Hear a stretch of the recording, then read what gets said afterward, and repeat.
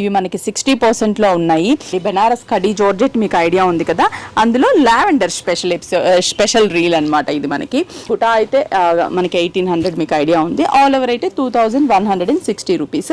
చూస్తున్నారు కదా, చాలా బాగుంటుంది. నేను ఇప్పుడు చూపిస్తాను. మొత్తం కూడా బ్లౌజ్ కూడా మనకి బుటాస్ చూసారా, బుటా స్టైల్, మంచి ఫ్లవర్ డిజైన్.